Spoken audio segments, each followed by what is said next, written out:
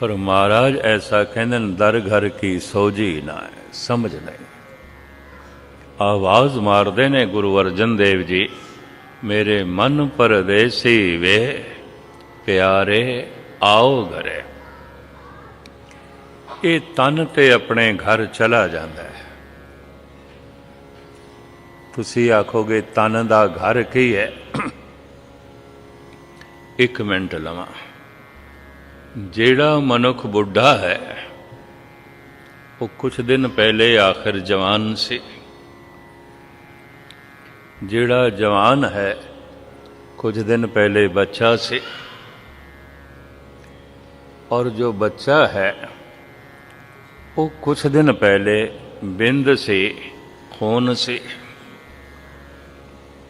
माँ की रकत पिता बिंधारा, बिंद ते जिन पिंड किया।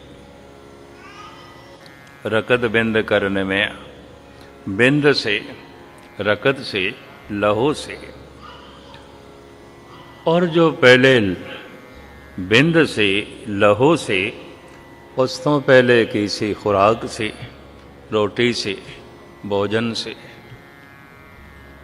और जो खुराक है उस तो पहले किसी खाक से, मिट्टी से, मिट्टी से। खाक यात्रा ते चल पई, मिट्टी यात्रा ते चल पई, खाक बन गई खुराक, खुराक बन गया खून बिंद।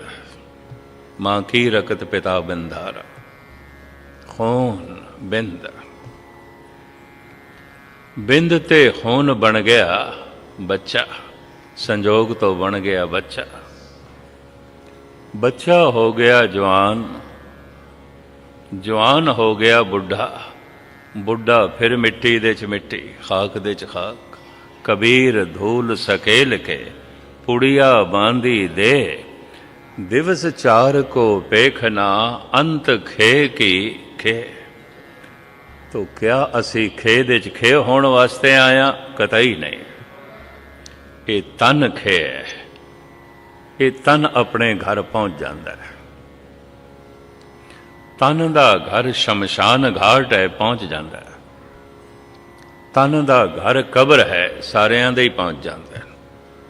रोज रोज मनुख दा तन शमशान दे नेड़े ही जा रहा है, मरघट दे नेड़े जा रहा है, कब्र दे नेड़े जा रहा है। भावें कुछ भी रोको ये रुकेगा नहीं, अपने घर ही जा रहा है। बाबा फरीद एक सलोक दे राही जरूर आवाज मारते ने। आप कहते ने, गोर निवाणी सड करे, कबर नो मुल्तानी भाषा च गोर कहते हैं, लैंदी पंजाबी च गोर कहते हैं, और परशियन दे च भी गोर कहते हैं। गोर निमाणी सड करे, निघरिया घर आओ, सर पर मैथे आवना मरणों ना डरिया। निमाणी कबर आवाज़ां पई मार दिए तन नो, ऐ थोड़ा घर है, ऐ थोड़ा घर है। मरण तो की डरना, तन ने कबर दे जाना है, तन ने चिता ते जाना है। सारे शरीरां दा घर शमशान घाट है, सारे शरीरां दा घर कब्रिस्तान है। और पहुंच जाते हैं, पहुंच जाता है। तन ते अपने घर पहुंच जाता है। ये अस्थूल शरीर है। सूक्ष्म शरीर जो मन है, ये मिट्टी तो नहीं बनया, ये खाक तो नहीं बनया। तो तुसी आखोगे किस तरह बनया?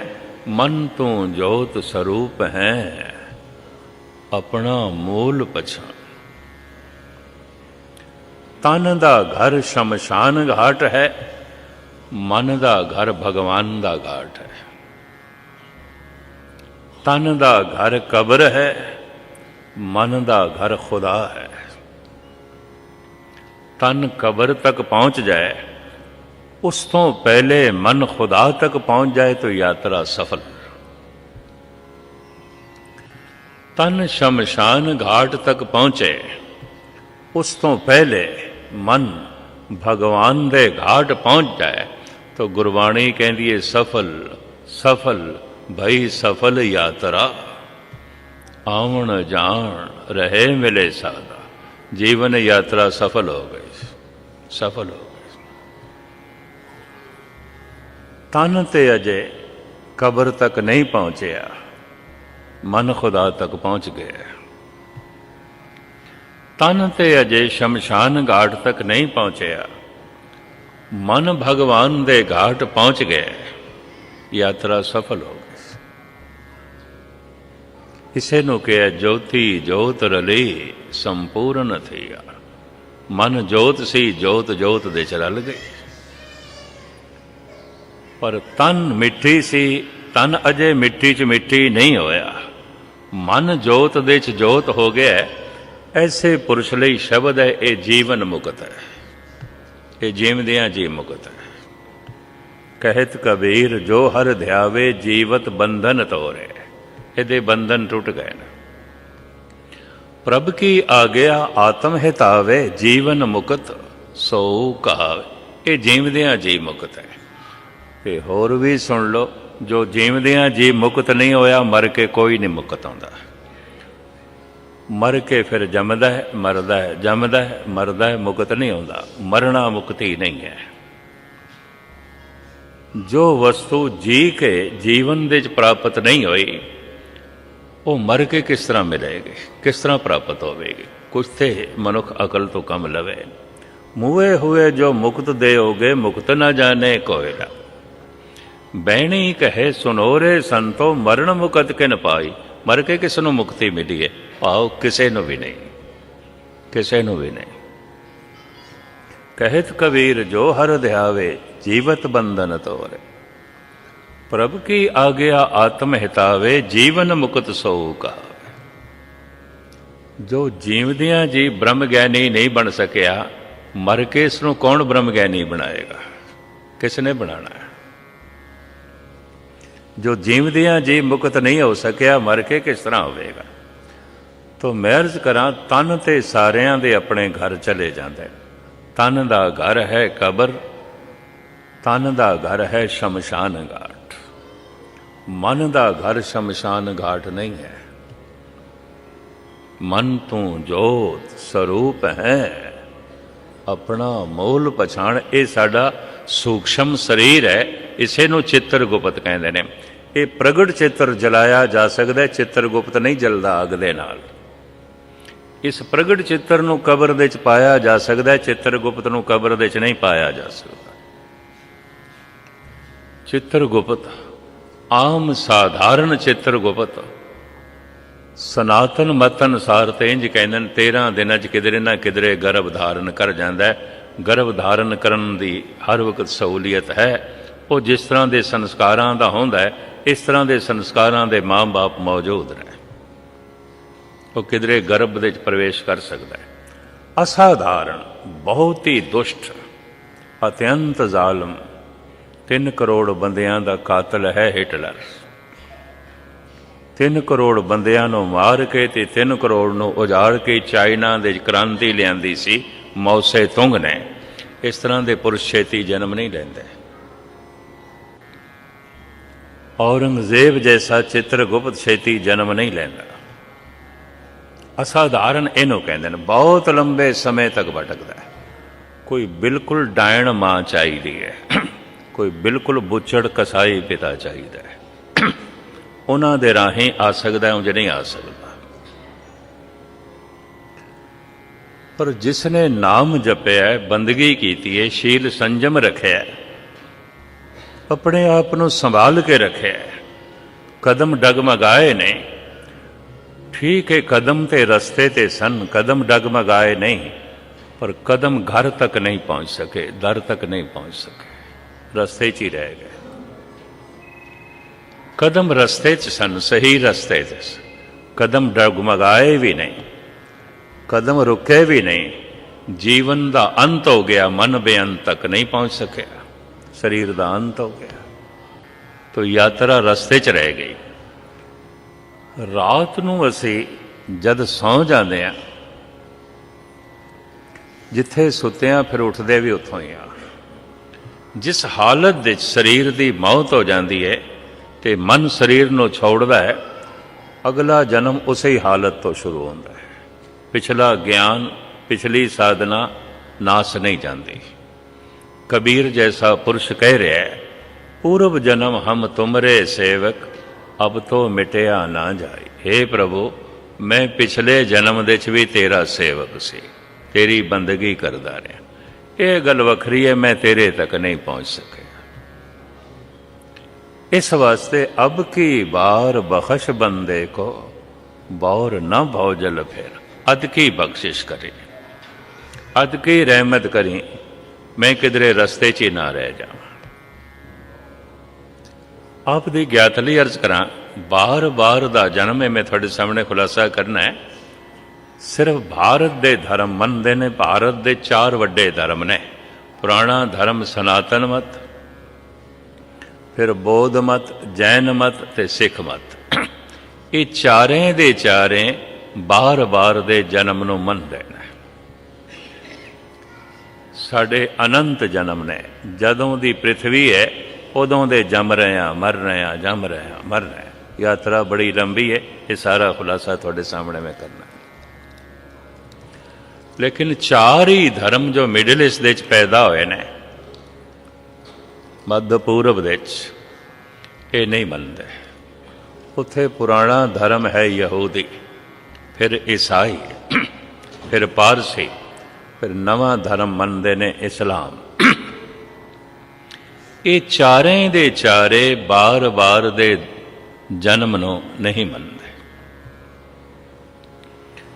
ਲੇਕਿਨ ਇਸਲਾਮ ਦੇ 'ਚ ਇੱਕ ਸੂਫੀਆਂ ਦਾ ਦਬਕਾ ਹੈ। ਸ਼ਮਸ ਤਬਰੇਜ਼, ਮਨਸੂਰ, ਮੌਲਾਨਾ ਰੂਮ, ਫਿਰਦੌਸੀ, ਹਾਫਿਜ਼, ਇਸ ਤਰ੍ਹਾਂ ਦੇ ਉੱਚ ਪੱਧਰ ਦੇ ਜਿਹੜੇ ਫਕੀਰ ਹੋਏ ਨੇ, ਇਹ ਬਾਰ ਬਾਰ ਦੇ ਜਨਮ ਨੂੰ ਮੰਨਦੇ ਨੇ। ਸ਼ਮਸ ਤਬਰੇਜ਼ ਦਾ ਇੱਕ ਬੋਲ ਮੈਂ ਤੁਹਾਡੇ ਸਾਹਮਣੇ ਰੱਖਾਂ।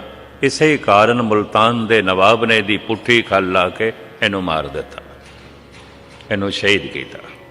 ਕਿਉਂ? ਇਹ ਬਾਰ ਬਾਰ ਦੇ ਜਨਮ ਨੂੰ ਮੰਨਦਾ ਸੀ। ਇਹਨੇ ਦੀਵਾਨ ਸ਼ਮਸ ਤਬਰੇਜ਼ੀ ਦੇ 'ਚ ਆਪਣੀ 9 ਮਾਵਾਂ ਦੇ ਨਾਂ ਵੀ ਲਿਖੇ ਨੇ। ਕਹਿੰਦਾ ਮੈਂ ਧਿਆਨ ਪਿੱਛੇ ਕਰਦਾ ਤੇ ਮੈਨੂੰ ਆਪਣੀਆਂ 9 ਮਾਵਾਂ ਯਾਦ ਆਉਂਦੀਆਂ, ਇਸ ਤੋਂ ਪਿੱਛੇ ਮੇਰਾ ਧਿਆਨ ਨਹੀਂ ਜਾਂਦਾ। ਬਾਜ਼ ਆਮਦਮ, ਬਾਜ਼ ਆਮਦਮ, ਤਾਂ ਯਾਰ ਰਾਵ ਮਹਿਮਾਂ ਕੁਨਮ। ਇਹ ਸੂਫੀ ਫਕੀਰ ਕਿਸੇ ਹੱਦ ਤੱਕ ਸਮਦ੍ਰਿਸ਼ਟ ਵੀ ਸਨ। ਇਹ ਵੀ ਸ਼ਮਸ ਤਬਰੇਜ਼ ਦਾ ਬੋਲ ਹੈ। ਅਜ਼ ਯਕ ਚਿਰਾਗ ਮਸਜਿਦ व बुतखाना रोशन अस्त, दर हैरतम के दुश्मने कुफरों दी चिरास्त। ਕਹਿੰਦਾ ਇੱਕ ਹੀ ਦੀਵਾ ਜਲ, ਇੱਕੋ ਹੀ ਦੀਪਕ ਜਲ ਰਿਹਾ ਹੈ ਮੰਦਰ ਦੇ 'ਚ, ਮਸਜਿਦ ਦੇ 'ਚ। ਕਹਿੰਦਾ ਸਮਝ ਨਹੀਂ ਆਉਂਦੀ ਕੁਫਰ ਤੇ ਦੀਨ ਦਾ ਝਗੜਾ ਕੀ ਹੈ। ਬੜੇ ਧਿਆਨ ਨਾਲ ਸੁਣਨਾ। ਜਿਹੜੇ ਵਿਚਾਰ ਮਨੁੱਖ ਨੂੰ ਮਨੁੱਖ ਨਾਲੋਂ ਦੂਰ ਕਰਦੇ ਨੇ, ਇਹ ਵਿਚਾਰ ਮਨੁੱਖ ਨੂੰ ਪਰਮਾਤਮਾ ਨਾਲ ਨਹੀਂ ਜੋੜ ਸਕਦੇ। ਜਿਹੜੇ ਵਿਚਾਰ ਮਨੁੱਖ ਤੇ ਮਨੁੱਖ ਦੇ ਵਿਚਕਾਰ ਦੀਵਾਰ ਖੜੀ ਕਰਦੇ ਨੇ, ਸਮਝ ਲੈਣਾ ਮਨੁੱਖ ਤੇ ਪਰਮਾਤਮਾ ਦੇ ਵਿਚਕਾਰ ਵੀ ਉਹੀ ਦੀਵਾਰ। ਜਿਹੜੇ ਵਿਚਾਰ ਮਨੁੱਖ ਦੇ ਨਾਲ ਨਹੀਂ ਮਿਲਣ ਦਿੰਦੇ, ਰੱਬ ਨਾਲ ਮਿਲਣ ਦੇਣਗੇ, ਸਵਾਲ ਹੀ ਨਹੀਂ ਪੈਦਾ ਹੁੰਦਾ। ਇਹ ਵੀ ਮਹਿਰਜ ਕਰਦੇ ਹਾਂ। ਖੈਰ, ਇਸ ਵਕਤ ਮੇਰਾ ਮਜ਼ਮੂਨ ਨਹੀਂ ਹੈ। ਕਹਿੰਦਾ ਹੈ ਬਾਜ਼ ਆਮਦਮ, ਬਾਜ਼ ਆਮਦਮ, ਤਾਂ ਯਾਰ ਰਾ ਮੈਂ ਮਾਂ ਕੁਨਮ। ਮੈਂ ਬਾਰ ਬਾਰ ਆਇਆ ਇਸ ਦੁਨੀਆ ਦੇ 'ਚ, ਕੋਈ ਇੱਕ ਦਫਾ। ਉਸ ਨਜ਼ਮ ਦੇ 'ਚ ਕਮ ਸੇ ਕਮ 2 ਸਫ਼ਿਆਂ ਦੇ ਉੱਪਰ ਹੈ। ਫਾਰਸੀ ਦੀ ਸ਼ਾਇਰੀ 'ਚ ਕੁਝ ਕਿੱਤਾ ਹੁੰਦਾ ਹੈ, ਕੁਝ ਰਵਾਈ ਆਉਂਦੀ ਹੈ, ਕੋਈ ਨਜ਼ਮ ਆਉਂਦੀ ਹੈ, ਕੋਈ ਗਜ਼ਲ ਆਉਂਦੀ ਹੈ। ਇਹ ਨਜ਼ਮ ਹੈ। ਫਰਿਆਦ ਕਰਦਾ ਹੈ, ਐ ਖੁਦਾ, ਹਰ ਜਨਮ ਦੇ 'ਚ ਮਾਂ ਬਾਪ ਮਿਲੇ, ਧੀਆਂ ਪੁੱਤਰ ਮਿਲੇ, ਧਨ ਸੰਪਦਾ ਮਿਲੀ, ਪਤੀ ਮਿਲਿਆ, ਪਤਨੀ ਮਿਲੀ। ਤੁਸੀਂ ਆਖੋਗੇ ਮੈਂ ਕੀ ਕਹਿ ਰਿਹਾ। ਜ਼ਰੂਰੀ ਨਹੀਂ ਇੱਕ ਪੁਰਸ਼ ਮਰ ਕੇ ਅੱਗੇ ਪੁਰਸ਼ ਹੀ ਹੋਵੇ, ਔਰ ਜ਼ਰੂਰੀ ਨਹੀਂ ਇੱਕ ਇਸਤਰੀ ਮਰ ਕੇ ਅੱਗੋਂ ਇਸਤਰੀ ਹੋਵੇ, ਪੁਰਸ਼ ਹੋ ਸਕਦੀ। ਥੋੜ੍ਹਾ ਜਿਹਾ ਮਾਤਰਾ ਦਾ ਹੀ ਭੇਦ ਹੈ, ਇਸਤਰੀ ਪੁਰਸ਼ ਦੀ ਜ਼ਿਆਦਾ ਨਹੀਂ ਹੈ। ਮਾਂ ਬਾਪ ਤੋਂ ਇਹ ਸਰੀਰ ਆਇਆ। ਪੁਰਸ਼ ਇਸ ਵਾਸਤੇ ਪੁਰਸ਼ ਹੈ ਕਿ ਇਹਦੇ 'ਚ 60% ਪਿਤਾ ਦੀ ਅੰਸ਼ ਹੈ, 40% ਮਾਂ ਦੀ ਹੈ। ਇਸਤਰੀ ਇਸ ਵਾਸਤੇ ਇਸਤਰੀ ਹੋ ਗਈ ਹੈ, ਉਹਦੇ 'ਚ 60% ਮਾਂ ਹੈ, 40% ਪਿਓ ਹੈ। ਮਾਂ ਬਾਪ ਤੋਂ ਸਰੀਰ ਆਇਆ, ਦੋਹਾਂ ਦੀ ਅੰਸ਼ ਤਨ ਦੇ 'ਚ ਵੀ ਮੌਜੂਦ ਹੈ, ਮਨ ਦੇ 'ਚ ਵੀ ਮੌਜੂਦ ਹੈ। ਪੁਰਖ ਮੈਂ ਨਾਰ, ਨਾਰ ਮੈਂ ਪੁਰਖਾ, ਬੂਝੋ ਬ੍ਰਹਮ ਗਿਆਨੀ। ਗੁਰੂ ਨਾਨਕ ਦੇਵ ਜੀ ਮਹਾਰਾਜ ਕਹਿੰਦੇ ਨੇ ਰਾਮਕਲੀ ਮੱਲਾ ਪਹਿਲਾ, ਇਹ ਬ੍ਰਹਮ ਗਿਆਨੀ, ਇਹ ਤੇ ਸਮਝੋ ਪੁਰਸ਼ ਦੇ ਅੰਦਰ ਹੀ ਨਾਰੀ ਹੈ, ਨਾਰੀ ਦੇ ਅੰਦਰ ਹੀ ਪੁਰਸ਼ ਹੈ। ਕਹਿੰਦੇ ਨੇ ਨਾਰੀ ਨੂੰ ਪੁਰਸ਼ ਦੀ ਅਰਧ ਅੰਗ ਹੈ, ਅਰਧ ਅੰਗ। ਤੇ ਜੇ ਨਾਰੀ ਅਰਧ ਅੰਗ ਹੈ ਪੁਰਸ਼ ਦਾ, ਉਹਦੇ ਅੰਦਰ ਪੁਰਸ਼ ਅੱਧਾ ਹੈ, ਪੂਰਾ ਨਹੀਂ ਹੈ, ਤਾਂ ਫਿਰ ਪੁਰਸ਼ ਦੇ ਅੰਦਰ ਨਾਰੀ ਵੀ ਅੱਧੀ ਹੈ। ਇਹ ਵੀ ਮਰਜ਼ ਕਰਦੇ ਪੁਰਸ਼ ਰੂਪ ਦੇ ਚ ਪੂਰਾ ਹੈ, ਇਹਦੇ ਅੰਦਰ ਨਾਰੀ ਅਧੂਰੀ ਹੈ। ਨਾਰੀ ਦੇ ਰੂਪ ਦੇ ਚ ਪੂਰੀ ਹੈ, ਇਹਦੇ ਅੰਦਰ ਪੁਰਸ਼ ਅਧੂਰਾ ਹੈ। ਇਸ ਵਾਸਤੇ ਵਿਪਰੀਤ ਦੀ ਕਸ਼ਿਸ਼ ਹੈ। ਕੋਈ ਇਸਤਰੀ ਦੀ ਕਸ਼ਿਸ਼ ਦੇ ਚ ਨਹੀਂ ਜੀਵਦੀ, ਪੁਰਸ਼ ਦੀ ਕਸ਼ਿਸ਼ ਦੇ ਜੀਵਦੀ ਹੈ। ਕੋਈ ਪੁਰਸ਼ ਦੀ ਕਸ਼ਿਸ਼ ਦੇ ਚ ਨਹੀਂ ਜੀਵਦਾ, ਗੁਸਤਾਖੀ ਮਾਫ, ਇਸਤਰੀ ਦੀ ਕਸ਼ਿਸ਼ ਦੇ ਜੀਵਦੀ। ਵਿਪਰੀਤ ਦੀ ਕਸ਼ਿਸ਼। ਇੱਕ ਪੁਰਸ਼ ਇਸਤਰੀ ਦੀ ਕਸ਼ਿਸ਼ ਦੇ ਜੀਵਦਾ ਹੈ। ਇੱਕ ਇਸਤਰੀ ਚਾਹੇ ਮਾਂ ਹੋਵੇ, ਚਾਹੇ ਭੈਣ ਹੈ, ਚਾਹੇ ਪਤਨੀ ਹੈ, ਤੇ ਚਾਹੇ ਧੀ ਹੈ। ਵਿਪਰੀਤ ਦੀ ਕਸ਼ਿਸ਼। ਇੱਕ ਇਸਤਰੀ ਪੁਰਸ਼ ਦੀ ਕਸ਼ਿਸ਼ ਦੇ ਜੀਵਦੀ ਹੈ। ਇਹ ਪੁਰਸ਼ ਚਾਹੇ ਪਿਤਾ ਹੈ, ਚਾਹੇ ਭਰਾ ਹੈ, ਚਾਹੇ ਪਤੀ ਹੈ, ਤੇ ਚਾਹੇ ਪੁੱਤਰ ਹੈ। ਇਸਤਰੀ लड़की तो संतुष्ट नहीं होगी, अगर उसकी लड़की हो गई, लड़की जैसी तो है, ये भी महज कर दिया। पुत्र तो संतुष्ट हो रहेगी। विपरीत दी कशिश है। ते जीवन भर जे मनुख विपरीत दी कशिश दे च जीव है, धार्मिक मनोविज्ञान ये कहता है पुरुष बिरध होंदियां होंदियां इस्त्री जैसा हो जाएगा। ਉਹਦੇ ਅੰਦਰ ਬਰਦਾਸ਼ਤ ਦਾ ਮਾਦਾ ਵੱਧ ਜਾਏਗਾ, ਉਹਦੇ ਅੰਦਰ ਹਲੇਮੀ ਆ ਜਾਏਗੀ, ਔਰ ਹੋ ਸਕਦਾ ਉਹਦੀ ਆਵਾਜ਼ ਦੇ 'ਚ ਵੀ ਬਾਰੀਕੀ ਆ ਜਾਏ, ਉਹਦੇ ਅੰਦਰ ਸਹਿਨ ਸ਼ਕਤੀ ਵੀ ਵੱਧ ਜਾਏਗੀ, ਇਸਤਰੀ ਜੈਸਾ ਹੋ ਜਾਏਗਾ। ਅਗਰ ਇਸਤਰੀ ਇੱਕ ਢੰਗ ਨਾਲ ਜੀਵੀਏ, ਬਿਰਧ ਹੁੰਦੇ ਆਉਂਦਿਆਂ ਪੁਰਸ਼ ਜੈਸੀ ਹੋ ਜਾਏਗੀ, ਉਹਦੇ ਅੰਦਰ ਘਰ ਬਾਹਰ ਦੀ ਪਕੜ ਵੱਧ ਜਾਏਗੀ, ਜ਼ਿੰਮੇਵਾਰੀ ਜ਼ਿਆਦਾ ਲਏਗੀ। हो सकता है आवाज़ दे भी भारीपन आवे, क्योंकि सारी जिंदगी विपरीत की कशिश दे जीवी है, पुरुष के कशिश दे। बिरध होंदियां होंदियां पुरुष जैसी सुभाव करके हो जाएगी। ये भी मैं अर्ज कर दिया, हो जाएगी। घर दे खास करके भारत दे ते एशिया के मुल्कों सस दे नूंह दा झगड़ा की है। बिरध इस्त्री सस पकड़ जकड़ ज्यादा रखती है, उम्र दे वधियां पकड़ जकड़ वध जाती है, ते घर दी हिस्सेदार एक होर आ गई है, उन्होंने वैल्यू नहीं देंदी, उन्होंने स्थान नहीं देंदी, तो कलेश खड़ा होता है। एक इस्त्री अगर ढंग नाल जीवी है, पुरुष होंदे आउंदियां इस्त्री जैसी हो जाएगी। पुरख में नार, नार में पुरखा, बूझो ब्रह्म ज्ञानी। धन गुरु नानक देव जी महाराज दे बोल, धन गुरु ग्रंथ साहब जी महाराज दा ज्ञान। ब्रह्म ज्ञान तो है, ये मनोविज्ञान भी है, और ये साइंस भी है, विज्ञान भी है। ये संगीत का भी खजाना है, कविता का भी खजाना है। ये हुण मनुख की मर्जी, उसने किस पक्षों खोज करनी है। ये संगीत का भी सागर है, ये कविता का भी सागर है। मैं तो गुजरी दे इतने सारे रूप देख के दंग रह गया, और गौड़ी दे अनेका रूप देख के दंग रह गया। गुरु ग्रंथ साहब दे गौड़ी पूर्वी मल्ला पंजवा, पूर्व दी गौड़ी, गौड़ी चेती, गौड़ी ग्वारेरी, गौड़ी बैरागन, हद हो गई। इन्नियां गौड़ियां, गौड़ी दे इतने रूप। खैर ये मेरा इस वक्त प्रकरण नहीं है। कविता का भी खजाना है, संगीत का भी खजाना है, विज्ञान का भी खजाना है, मनोविज्ञान का भी खजाना है, आत्म ज्ञान का भी खजाना है। किसी भी पक्षों से खोज करिए तां जाके जो है खेड बनती है। धन गुरु नानक देव जी महाराज कहते हैं, बाल कन्या को जैसे बाप प्यारा, आई को अतबाई। एक छोटी जी बच्ची प्यो की परिक्रमा करती है बार बार, प्यो नूं वेख के खुश होती है, माँ नूं वेख के नहीं, माँ जैसी तो है ही वो तो है ही है। बाल कन्या को जैसे बाप प्यारा, गुरु नानक। छोटी बच्ची प्यो की तरफ बजती है, प्यो की परिक्रमा करती है, प्यो के पैरों नाल लट जो है लिपटती है। कारण विपरीत की कशिश। मैं फिर अर्ज करा, स्त्री जीवदी है पुरुष की कशिश दे। ये पुरुष चाहे पिता होवे, चाहे पति है, चाहे भरा है, चाहे पुत्र है। पुरुष जीवदा है स्त्री की कशिश दे। ये स्त्री चाहे माँ होवे, चाहे बहन है, चाहे पत्नी है, तो चाहे लड़की है। विपरीत की कशिश। तो अक्सर ये संभावना होंदी है, इस जन्म के जिहदे कोल पुरुष शरीर है, जरूरी नहीं अगले जन्म के पुरुष शरीर हो सकता है स्त्री, क्योंकि स्त्री की कशिश दे जीव है। एक स्त्री को स्त्री शरीर है, जरूरी नहीं अगले जन्म के स्त्री पुरुष हो सकता है। कई तो इस जन्म के भी हो सकते हैं।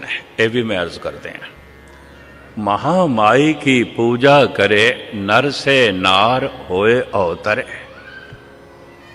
मैं इसका एक प्रत्यक्ष कारनामा जो देखे वो मैं थोड़े सामने जिक्र करा।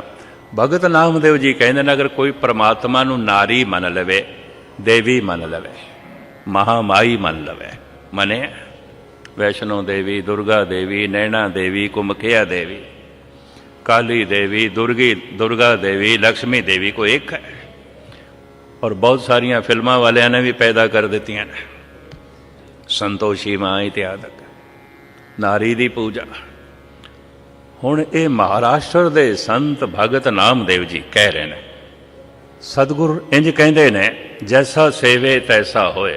परमात्मा नूं जैसा मनोगे कि उसकी सेवा करोगे वैसे हो जाओगे, जैसा रूप परमात्मा का मनोगे वैसे हो जाओगे, जैसा मनोगे वैसे हो जाओगे। भगत नामदेव महामाई की पूजा करे, नर से नार होए अवतरे। महामाई की पूजा पिया करता है और हर वक्त विचारां दे च माता ही माता, माता दे जगराते, सोचनी दे च माता ही माता, माँ ही माँ, पूज माँ ही माँ है, माता ही माता। इसका अंत होया, नामदेव कहते अगला शरीर इसका नारी का होगा, मुक्त नहीं हो सकता। और मैं अर्ज करा, मनोचिंतक कहते ने अगर बहुत भावुक होके कर रहा है, हो सकता है इस जन्म दे भी ये शरीर के हारमोन्स बदल, ये शरीर के अणु बदलन, रूपरेखा बदले। मैं इस तरह का एक देखा टैक्सी ड्राइवर बंबे अमृत वेले आके पहले तो रोन लग पाया। मैं एक कारण तो दस, रोन तो पहले लग पे। कहने लगा, सारे टैक्सी ड्राइवर मैनू छेड़ते ने, तंग करते ने, मेरा शरीर स्त्री जैसा होंदा जा रहा है, दाड़ा तो है ही नहीं सी। 22-23 साल की उम्र। कहता टैक्सी चलाना मेरे लिए औखा हो गया, उभार शरीर का इस तरह का आ गया है, मैं हुण लड़की लगदा। आवें ड्रैस मैं उपर लड़कियां दे पाए, तो हुण मैं की करा। मैं कहा, पुरखा मैं तेनों कदी गुरुद्वारे देखा नहीं, अज ही देखा रोंदा होया तू आया। मैं एक अंदाजे के मुताबिक 48 साल तो लगातार गुरु नानक देव जी के गुरपुरब से बॉम्बे जा रहे हैं, कदी नागा मेरा नहीं पिया। उतों दियाँ मेन सभा तो फिर भाई जोगा सिंह जी के गुरुद्वारे 10 दिन ਹਾਜ਼ਰੀ ਭਰਦਾ ਹੁੰਦਾ ਹਰ ਸਾਲ। ਤੇ ਜਿੱਥੇ ਭਾਈ ਜੋਗਾ ਸਿੰਘ ਦਾ ਗੁਰਦੁਆਰਾ ਬਣਿਆ, ਇਹ ਸਿੰਘਾਂ ਦੀ ਸਾਰੀ ਕਲੋਨੀ ਹੈ, ਗੁਰੂ ਤੇਗ ਬਹਾਦਰ ਨਗਰ ਉਸ ਨੂੰ ਕਹਿੰਦੇ ਨੇ, ਉੱਥੇ ਉਹ ਰਹਿੰਦਾ। ਮੈਂ ਉਸ ਨੂੰ ਪੁੱਛ ਲਿਆ, ਮੈਂ ਤੈਨੂੰ ਮੈਂ ਕਦੀ ਗੁਰਦੁਆਰੇ ਨਹੀਂ ਦੇਖਿਆ। ਕਹਿੰਦਾ ਮੈਂ ਮਾਤਾ ਦੇ ਮੰਦਰ 'ਚ ਜਾਂਦਾ ਹੁੰਦਾ ਤੇ ਸ਼ਨੀਚਰਵਾਰ ਸਾਰੀ ਰਾਤ ਜਗਰਾਤਾ ਕਰਦਾ, ਸਵੇਰੇ ਵੀ ਮਾਤਾ ਦੇ ਮੰਦਰ 'ਚ ਮੱਥਾ ਟੇਕ ਕੇ ਜਾਂਦਾ, ਸ਼ਾਮੀ ਵੀ ਆਉਂਦਾ, ਜਿਹੜੀ ਆਮਦਨ ਆਉਂਦੀ ਹੈ ਦਸਵੰਧ ਉੱਥੇ ਹੀ ਦੇ ਕੇ ਆਉਂਦਾ, ਤੇ ਸ਼ਨੀਚਰਵਾਰ ਮਾਤਾ ਦਾ ਪੂਰਾ ਜਗਰਾਤਾ ਕਰਦਾ। ਤੇ ਮੈਂ ਕਿਹਾ ਹੁਣ ਮਾਤਾ ਜੈਸਾ ਸਰੀਰ ਹੋਣ ਲੱਗ ਪਿਆ ਤੇ ਰੋਂਦਾ ਕਿਹੜੀ ਗੱਲ ਦਾ? ਫਿਰ ਰੋਣਾ ਕਿਹੜੀ ਗੱਲ ਦਾ? ਜੈਸਾ ਸੇਵੇ ਤੈਸਾ ਹੋਏ, ਜੈਸਾ सेवोगे वैसे हो जाओगे, जैसा मनोगे वैसा हो जाओगे।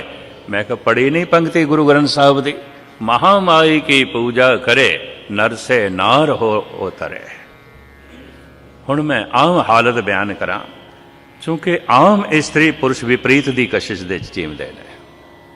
कोई पुरुष पुरुष की कशिश दे नहीं जीवता, जीवन भर इस्त्री की कशिश जीवता है। चाहे इस्त्री माँ है, चाहे भैन है, चाहे पत्नी है, ते चाहे धी है। कोई स्त्री स्त्री की कशिश दे नहीं जीवती, स्त्री जैसी तो है ही है। पुरुष की कशिश दे जीवती, चाहे वह पुरुष पिता है, चाहे पति है, चाहे भरा है, ते चाहे पुत्र है। विपरीत की कशिश दे जीण करके संस्कार विचार सोचनी सारी उन्हों के आले दुआले घूमती है।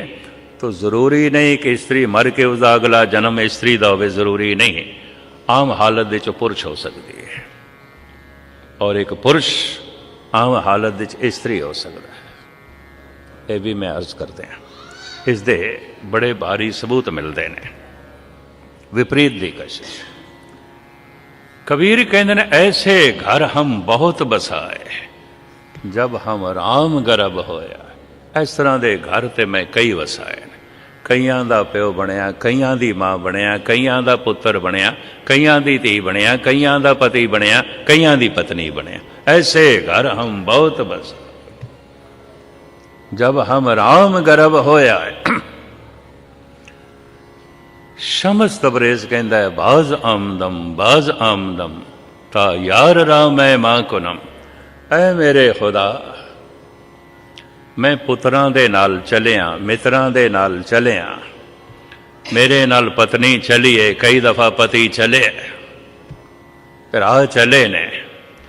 ऐ खुदा मैं तेरे नाल कदी नहीं चलिया, तू मेरे नाल कदी नहीं चलिया। हर जन्म दे च ये हसरत मेरी रह गई, अद की मेहर कर दे, तू मेरे घर आ ते मैं तेनू अपने घर लै जावां ते मैं माण करा मेरे नाल मेरा खुदा रहे।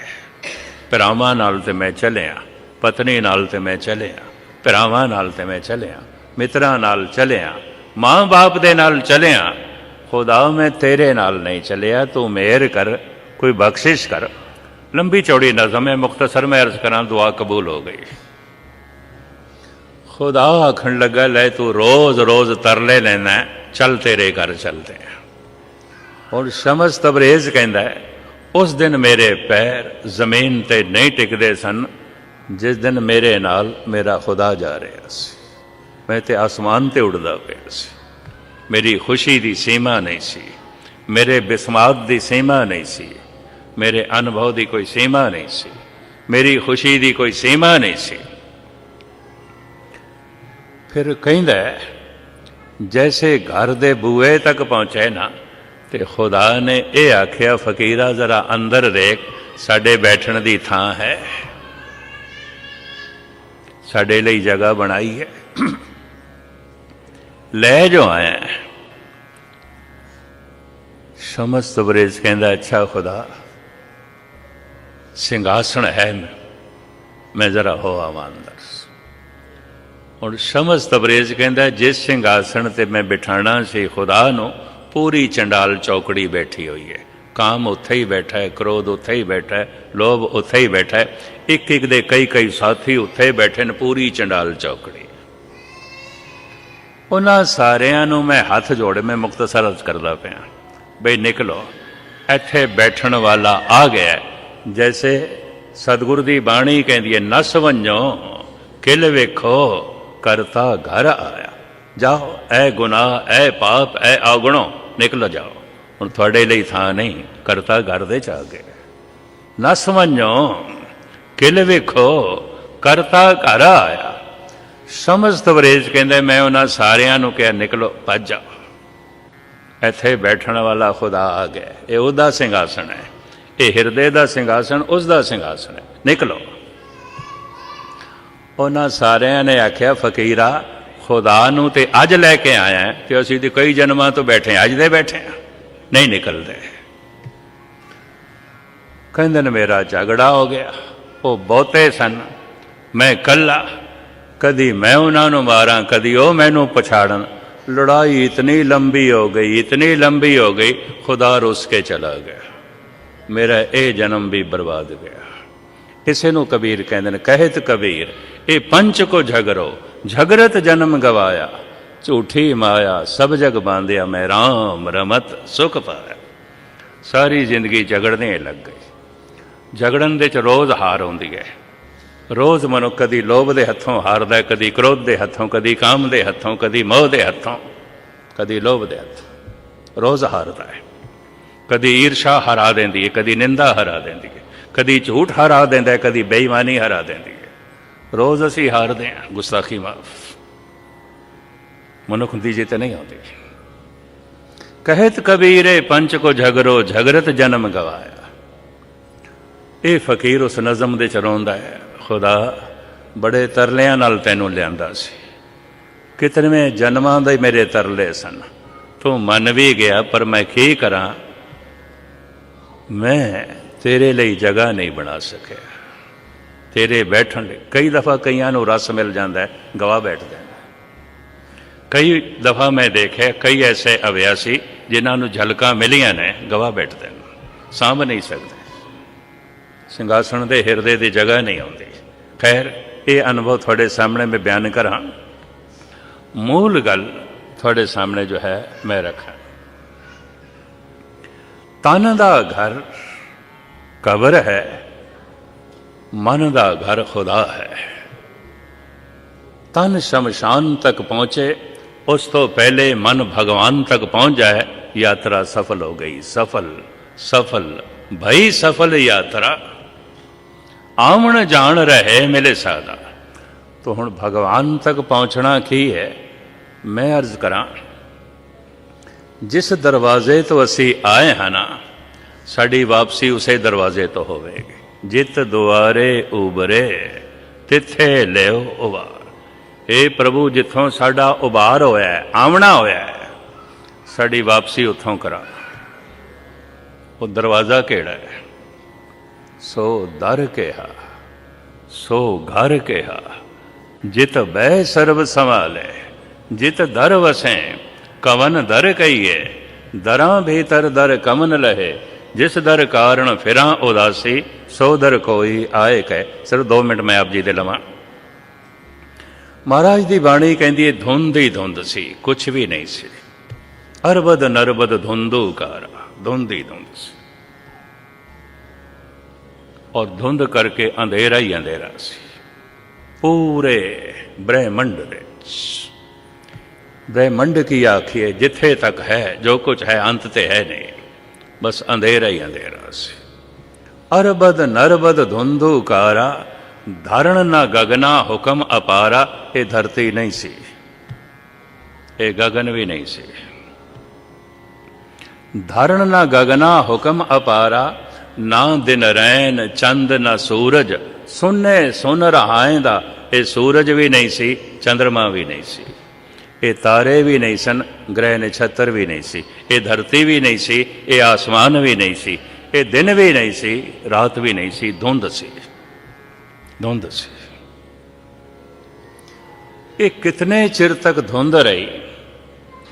सनातन मिथ्यास। किधरे किधरे उदाहरण पुराणा दे गुरु ग्रंथ साहब जी महाराज दे च मिलते हैं। उन्होंने अगे करते हैं भी पुराण इस तरह कहते हैं, अरबद नरबद धुंधुकारा। ਇਹਦੇ ਸੰਬੰਧ ਵਿੱਚ ਕਹਿੰਦੇ 36 ਯੁਗ ਵਰਤੇ ਗੁਬਾਰੇ।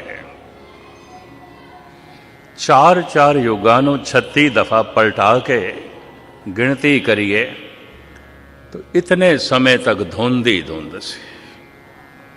ते समा तो है नहीं सही जो नापन, समा तो हुंदा दिन करके रात करके, ये तो है ही नहीं सी। हुण फिर सुनना गुरु नानक दे बोल, पहले पातशाह जी दे बोल ने, अरबद नरबद धुंधुकारा धारण ना गगना हुक्म अपारा। ये धरती नहीं सी, ये आसमान भी नहीं सी, ना दिन रहन चंद ना सूरज सुन्ने सुन राहैन। ये चंद्रमा भी नहीं सी, सूरज भी नहीं सी, इस वास्ते दिन भी नहीं सी, रात भी नहीं सी, ग्रह नक्षत्र तारे स्यारे कुछ भी नहीं सन। सुन्ने सुन राह, सन्नाटा ही सन्नाटा सी, सुन्ने सुन सी, धुंध सी, सुन सी। इसे ही सुन दे इसे ही सन्नाटे दे इसे ही धुंध दे एक बहुत वड्डा धमाका होया, आवाज हुई। उसनू कहंदे ने ब्रह्मंड दी पहली आवाज। वो आवाज की सी? उन्होंने गुरु नानक देव जी ने, कलगीधर पातशाह ने, भगत कबीर ने और उपनिषदां दे ऋषियां ने ते स्वामी महावीर ने जो कुछ बयान किया, मैं छेती छेती अर्ज कर दिया। वो आवाज की सी? धन गुरु गोबिंद सिंह जी महाराज कहते हैं, ओंकार आद कथनी अनाद। वो नाद सी ओंकार। ये जिवें घंटे की आवाज़ आती है, मारीए तो आहिस्ता आहिस्ता बंद होती है, आहिस्ता आहिस्ता धीमी पै जाती है। ये आवाज़ अज तक धीमी नहीं पई, धीमी हो गई, एकदम धमाका होके चल रही है, ब्रह्मंड दे च व्यापक है। ओंकार आद कथनी अनाद। ये अनादि कथनी है, पहला बोल है। ये पहले तो भी पहला बोल है, आद पहला बोल है। इस तो पहले आवाज दी दुनिया नहीं सी, ये पहली आवाज है ब्रह्मंड दी। इसे नु गुरु जो है नानक देव जी महाराज फरमान पहले इंज करते हैं, कीता पसाओ एको कवाहो, एक कवाहो, एक आवाज तिस्ते होए लख दरिया। उसे कवाओ तो उसे आवाज तो लखां जिंदगी दे दरिया चल पे। ते जिंदगी दा दरिया की है सूरज। उसे एक धमाके तो अरबां खरबां सूरज बन गए। एक एक सूरज दे कई कई टुकड़े होए। ये जमीन उस सूरज दा टुकड़ा। अनंत काल तक ये अग दा गोला ही सी, पूरी ठंडी अज भी नहीं हुई। ये भी मैं अर्ज करते हैं, अजे भी लावे चल देने, अजे भी किधरे किधरे लावे फुट देने। अरबद नरबद धुंधुकारा धरण न गगना हुक्म अपारा। ना दिन रैन चंद न सूरज सुनने सुन समाए। इस सनाटे दे जो आवाज हुई, कीता पसाओ एको कवाओ तिस्ते होए लख दरियाओ। वो कवाओ की सी? वो हुण गुरु नानक देव जी महाराज लंबी चौड़ी बाणी च दसदे ने। उस बाणी का नाम है ओंकार। रामकली राग दे च उन्होंने दखणी ओंकार करके कहते हैं। इस वास्ते रामकली दखणी। रामकली पूर्व दी नहीं गायन करने, दक्षिण दी। खो गई गल। गुरु ग्रंथ साहब दे दो तरह का संगीत है, दक्षिण भारत का, पूर्वी भारत का। रामकली दखने दखणी ओंकार। बाणी का नाम ही ओंकार है। जिमें पहली बाणी का नाम जप है, सत्कार वजों असीं जपजी साहब कहते हैं। बाणी का नाम ओंकार है। ये इस तरह शुरू होती है, ओंकार ब्रह्मा उत्पत, ओंकार किया जिनजित, ओंकार सैल जुगवै, ओंकार वेद निर्मय। ये बाणी किथे उच्चारण की थी? भारत दे एक तीरथ है, उस तीरथ का नाम है ओंकार।